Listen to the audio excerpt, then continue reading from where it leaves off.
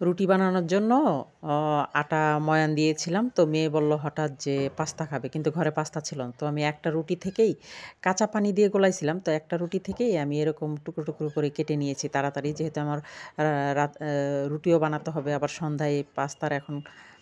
তো ভাবলাম যে এভাবেই কেটে নেই কোনোরকম আরকি মেয়েকে বুঝতে আরকি।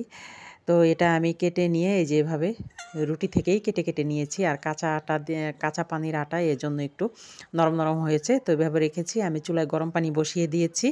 এটা একটু আমি গরম পানিতে হাফ সেদ্ধ করে নেব। কারণ যেহেতু কাঁচা আটার আর একসাথে লেগে, লেগে যাবে কিন্তু। এই যে গরম পানিতে দেওয়ার ফলে কিন্তু আর লাগবে না। গরম পানিতে আমি কিছু দেইনি, শুধু এগুলো দিয়ে দিয়েছি। আর দেখতে দেখেন এখন আমার কাছে এত ভালো লাগছে দেখতে। একদম পিচ্ছিল হয়েছে আর একটার সাথে কিন্তু একটা লাগছে না। ঠিক যেন পাস্তার মতোই। কিন্তু অন্যভাবেও কাটা যাইত, একটু ডিজাইন করা যেত চাইলে, কিন্তু আমি সেটা করিনি। তাড়াহুড়ার সময় আমি এভাবেই করে নিলাম। জাস্ট মেয়েকে একটা বুঝ দেওয়া, মানে মেয়েও খেলো আর আমার কাজটাও তাড়াতাড়ি হলো।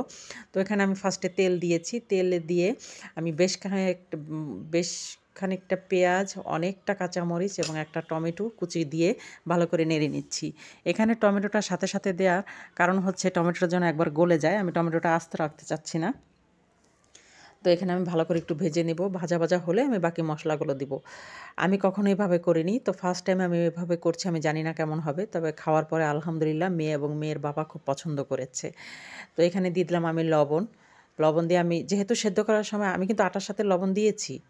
তো তারপরে আবার দিয়ে দিলাম এখানে একটু হলুদের গুঁড়া, আবার একটু মরিচের গুঁড়া কালারের জন্য, একটু ধনিয়া গুঁড়া। আমি এখানে দিয়ে দিলাম চাট মশলা। তো আমি এটা ভালো করে নেড়েচেড়ে নিচ্ছি। নেড়েচেড়ে এটা আমি একটু ভালো করে কষিয়ে নিব। টমেটো কিন্তু অলরেডি গলে গেছে। তো ফার্স্ট যেহেতু এভাবে করছি, ভালো চেষ্টা করছি যে একটু ভালো করে হোক আর আপনাদের সাথে শেয়ার করলাম। আর জিনিসগুলো আপনি দেখতেই পাচ্ছেন যে আটার যে আমি রুটি থেকে যে কেটে, কেটে নিয়েছি, এখন এটা আমি পাস্তাই বলব যেহেতু আমি সেভাবে রান্না করছি। এটা কিন্তু একেবারে কোনোটার সাথে কোনোটা মিলে যাচ্ছে না। তো এটা আমি ভালো করে এখন রান্না করে নিচ্ছি।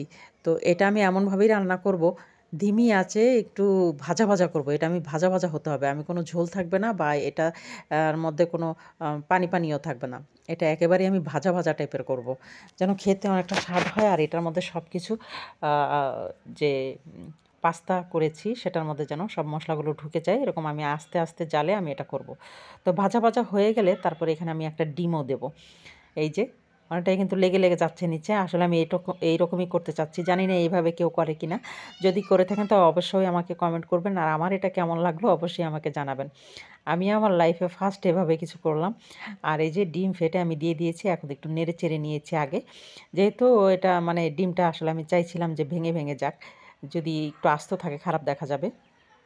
তো সম্পূর্ণটা আমি মিলিয়ে নিলাম। এটা আরও ভাজা, ভাজা করব। ডিমটাকে প্লাস পাস্তাটাকে। তো সব কিছু হয়ে যাওয়ার পরে আমি একটা বাটিতে সার্ভ করে নেব। সাথে থাকবে টমেটোর সস এবং তেঁতুলের সস। তো যে যেখান থেকে আমার ভিডিও দেখছেন সবাইকে অসংখ্য ধন্যবাদ। আশা করি ভিডিওটি আপনাদের কাছে ভালো লেগেছে। অনেকদিন পরে কিছু রান্নাবান্নার ভিডিও নিয়ে আসলাম। আসলে ভিডিও বলতে এটা আমি এভাবে ফার্স্ট টাইম করেছি, তাই আপনাদের সাথে শেয়ার করা। খেতে কিন্তু অসাধারণ লেগেছে। আমার মেয়েও খুব পছন্দ করেছে এবং আমার হাসব্যান্ডও খুব পছন্দ করেছে। আর জিনিসটা খুব ঝাল, ঝাল হয়েছিল। সাথে তো সস ছিল। আলহামদুলিল্লাহ। তো ভালো থাকবেন সবাই। নতুন কোনো ভিডিও নিয়ে খুব শীঘ্রই চলে আসবো ইনশাআল্লাহ। সে পর্যন্ত সবাই ভালো থাকবেন, সুস্থ থাকবেন। আমার জন্য অনেক, অনেক দোয়া করবেন। আর এই ধরনের রেসিপি যদি কেউ ভালো লাগে অবশ্যই ট্রাই করবেন। ইনশাআল্লাহ ভালো লাগবে। আমার কাছেও খুব ভালো লেগেছে। তো এখানেই বিদায় নিচ্ছি। আল্লাহ হাফেজ।